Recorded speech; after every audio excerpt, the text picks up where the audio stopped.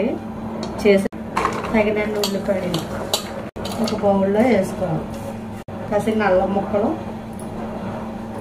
పచ్చిమిర్చి,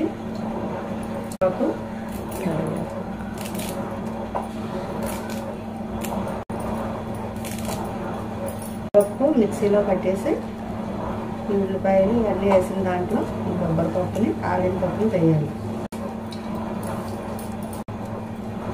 సాల్ట్ కూడా వేయాలి. మనం వేసి అప్పుడు ఇవన్నీ ఇలాగా కలపాలి.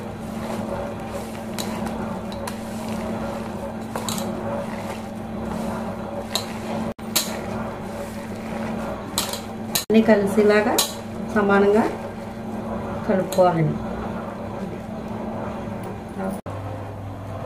ఇలా రౌండ్గా ముద్దలు చేసుకొని ఇంకో కవర్ మీద నేను పలచగా ఒత్తుకొని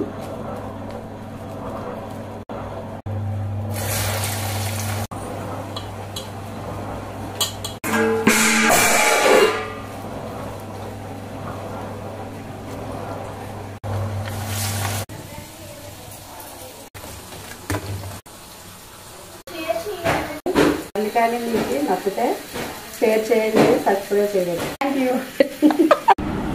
ఇంతకీ మాది ఏ ఊరు అనుకున్నారు?